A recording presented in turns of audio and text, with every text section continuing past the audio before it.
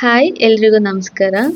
ಈ ದಿನ ನಾನು ನುಗ್ಗೆ ಸೊಪ್ಪನ್ನ ಬಳಸ್ಕೊಂಡು ಒಂದು ಆರೋಗ್ಯಕರವಾದ ಡ್ರೈ ಫ್ರೂಟ್ಸ್ ಲಡ್ಡು ರೆಸಿಪಿನ ಮನೇಲೆ ಈಸಿಯಾಗಿ ಹೇಗೆ ತಯಾರಿಸ್ಕೋಬೋದು ಅನ್ನೋದನ್ನ ಹೇಳ್ಕೊಡ್ತಿದ್ದೀನಿ. ವಿಡಿಯೋನ ಕೊನೆ ತನಕ ನೋಡಿ.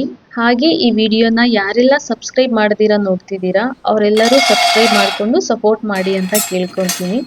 ಮೊದಲನೇದಾಗಿ ಕಡಾಯಿನ ಸ್ಟವ್ ಮೇಲಿಟ್ಟು ಕಡಾಯಿ ಕಂಪ್ಲೀಟಾಗಿ ಹೀಟ್ ಆದಮೇಲೆ 1 ಬೌಲ್ ಕಡಲೆ ಬೀಜನ ಹಾಕಿ ಚೆನ್ನಾಗಿ ರೋಸ್ಟ್ ಮಾಡ್ಕೋಬೇಕು.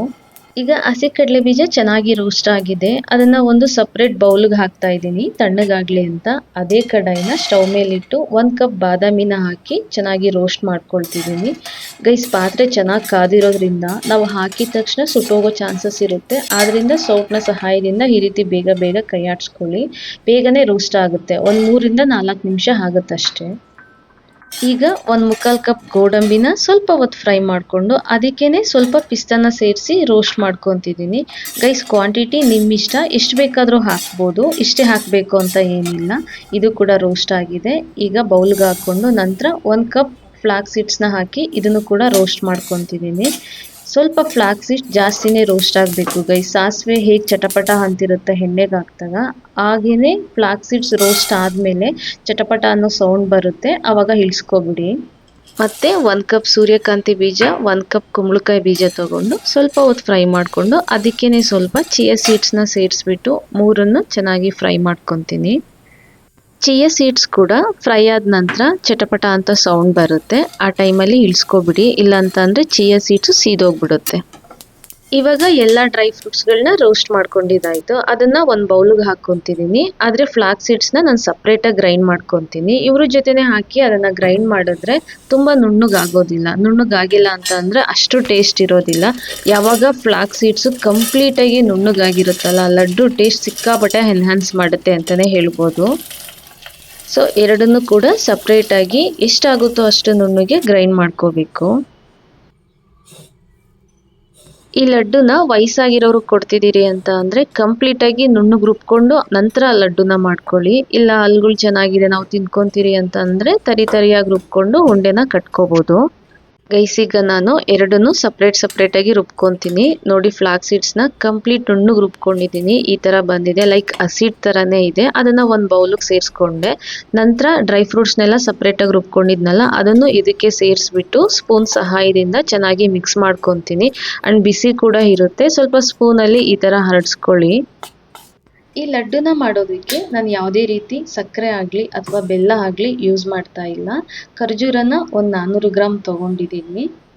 ಖರ್ಜೂರದಿಂದ ಡ್ರೈ ಫ್ರೂಟ್ಸ್ ಲಡ್ಡನ್ನು ಆರಾಮಾಗಿ ಕಟ್ಕೋಬೋದು. ಹಾಗೆ ತುಂಬ ಸಿಹಿ ಕೂಡ ಇರುತ್ತೆ. ಈ ಬೆಲ್ಲ ಸಕ್ಕರೆ ಹಾಕಲೇಬೇಕು ಅಂತ ಫೀಲ್ ಕೂಡ ಆಗೋದಿಲ್ಲ. ಮೊದಲು ಒಂದು ಮಿಕ್ಸಿ ಜಾರ್ಗೆ ಹಾಕ್ಕೊಂಡು ನಂತರ ಚೆನ್ನಾಗಿ ನುಣ್ಣಗೆ ರುಬ್ಕೊಂಡು ಒಂದು ಕಡಾಯಿಗೆ ತುಪ್ಪನ ಹಾಕಿ, ತುಪ್ಪ ಬಿಸಿ ಆದಮೇಲೆ ರುಬ್ಕೊಂಡಿರೋಂಥ ಖರ್ಜೂರನ ಹಾಕಿ ಸಾಫ್ಟ್ ಕನ್ಸಿಸ್ಟೆನ್ಸಿ ಬರೋ ತನಕ ಫ್ರೈ ಮಾಡಿಕೊಂಡ್ರೆ ಆಯಿತು. ಅದನ್ನು ಈಗ ಬೌಲಿಗೆ ಹಾಕ್ಕೊಂಡು ಈಗ ಲಡ್ಡುನ ಮೇನ್ ಇಂಗ್ರೀಡಿಯೆಂಟ್ಸ್ ಆದ ನುಗ್ಗೆ ಸೊಪ್ಪಿನ ಪೌಡರ್, ಇದನ್ನು ಹೇಗೆ ಮಾಡೋದು ಅಂತ ನಾನು ಶಾರ್ಟ್ಸ್ ವಿಡಿಯೋದಲ್ಲಿ ಅಪ್ಲೋಡ್ ಮಾಡಿದ್ದೀನಿ, ಚೆಕ್ ಮಾಡ್ಕೊಳ್ಳಿ. ನಾನಿಲ್ಲಿ ನುಗ್ಗೆ ಸೊಪ್ಪಿನ ಪೌಡರ್ನ 3 ಸ್ಪೂನ್ ಸೇರಿಸ್ತಾ ಇದ್ದೀನಿ. ಸೇರಿಸಿದ ನಂತರ ಪೌಡರ್ ಜೊತೆ ಚೆನ್ನಾಗಿ ಮಿಕ್ಸ್ ಮಾಡ್ಕೋಬೇಕು. ನಂತರ ಖರ್ಜೂರನ ಸೇರಿಸ್ಬಿಟ್ಟು ಗಟ್ಟಿಯಾಗಿ ಮಿಕ್ಸ್ ಮಾಡ್ಕೋಬೇಕಾಗತ್ತೆ. ಸ್ವಲ್ಪ ಶಕ್ತಿನ ಬಿಟ್ಟು ಈ ಸಮಯದಲ್ಲಿ ಮಿಕ್ಸ್ ಮಾಡ್ಕೊಳ್ಳಿ. ಯಾಕೆ ಅಂದರೆ ಪೌಡರ್ ಜೊತೆ ಖರ್ಜೂರ ಚೆನ್ನಾಗಿ ಮಿಕ್ಸ್ ಆಗಿಬಿಟ್ರೆ ನಾವು ಉಂಡೆನ ಸಾಫ್ಟಾಗಿ ಆರಾಮಾಗಿ ಕಟ್ಕೊಬಿಡ್ಬೋದು. ನೋಡಿ, ಈ ರೀತಿ ಗಟ್ಟಿಯಾಗಿ ಪ್ರೆಸ್ ಮಾಡಿಕೊಂಡು ಕಲಿಸ್ಕೊಳ್ಳಿ. ಈ ರೀತಿ ಕಲಿಸ್ಕೊಂಡ್ರೆ ನೋಡಿ ಎಷ್ಟು ಸಾಫ್ಟಾಗಿ ಉಂಡೆಗಳನ್ನ ಕಟ್ಕೊಬಿಡ್ಬೋದು. ಯಾಕಂದರೆ ಖರ್ಜೂರ ಇರುತ್ತಲ್ಲ, ಅದು ಕೂಡ ನಾವು ತುಪ್ಪದಲ್ಲಿ ರೋಸ್ಟ್ ಮಾಡಿರೋದ್ರಿಂದ ಸಾಫ್ಟ್ ಕನ್ಸಿಸ್ಟೆನ್ಸಿ ಬಂದಿರುತ್ತೆ.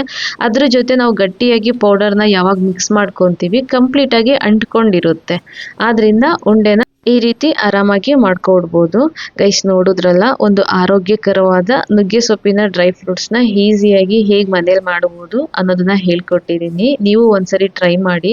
ನಿಮಗೆ ಗೊತ್ತಿರುತ್ತೆ ನುಗ್ಗೆ ಸೊಪ್ಪಿಂದ ಎಷ್ಟೆಲ್ಲ ಬೆನಿಫಿಟ್ಸ್ ಇದೆ ಅಂತ. ನಾವು ತಿಂದರೆ ನುಗ್ಗೆ ಸೊಪ್ಪಿಂದ ಬೆನಿಫಿಟ್ ಇದೆ ಅಂತ ನಾವು ಡೈಲಿ ಸೊಪ್ಪನ್ನೇ ತಿನ್ನೋದಕ್ಕಾಗೋದಿಲ್ಲ. ಅದ್ರ ಬದಲು ಈ ರೀತಿ ಪೌಡರ್ನ ಮಾಡಿಕೊಂಡು ಡ್ರೈ ಫ್ರೂಟ್ಸ್ನ ಮಾಡಿಟ್ಬಿಟ್ರೆ ತಿಂಗ್ಳುಗಟ್ಟಲೆ ನಾವು ಸ್ಟೋರ್ ಮಾಡಿ ಇದನ್ನು ತಿನ್ಬೋದು. ಬೆಸ್ಟ್ ಟೈಮ್ ಅಂತಂದರೆ ಸ್ನ್ಯಾಕ್ಸ್ ಟೈಮಲ್ಲಿ. ಯಾರೆಲ್ಲ ಟೀ ಕಾಫಿನ ಅವಾಯ್ಡ್ ಮಾಡಬೇಕು ಅಂದ್ಕೊಂಡಿದ್ದೀರಾ, ಈ ಥರ ಲಡ್ಡು ತಿನ್ನೋದನ್ನ ಪ್ರಾಕ್ಟೀಸ್ ಮಾಡ್ಕೊಳ್ಳಿ. ಎನರ್ಜಿನೂ ಇರುತ್ತೆ ಆ್ಯಂಡ್ ಹೆಲ್ದಿ ಕೂಡ ಇರುತ್ತೆ. ಆ್ಯಂಡ್ ಟೋಟಲಿ ಮಾಡ್ಕೊಳ್ಳೋದು ಕೂಡ ತುಂಬಾ ಈಸಿ ಇರುತ್ತೆ. ಗೈಸ್, ನಿಮ್ಗೆ ಈ ರೆಸಿಪಿ ವಿಡಿಯೋ ಇಷ್ಟ ಆಗಿದ್ರೆ ಒಂದು ಲೈಕ್ ಕೊಟ್ಟು ಕಮೆಂಟ್ ಮಾಡಿ, ಹಾಗೆ ನಿಮ್ಮ ರಿಲೇಟಿವ್ಸ್ಗೆ ಫ್ರೆಂಡ್ಸ್ಗೆ ವಿಡಿಯೋನ ಶೇರ್ ಮಾಡಿ. ನಾನು ಮತ್ತೆ ಸಿಗ್ತೀನಿ ಮತ್ತೊಂದು ವಿಡಿಯೋದಲ್ಲಿ. Thank you.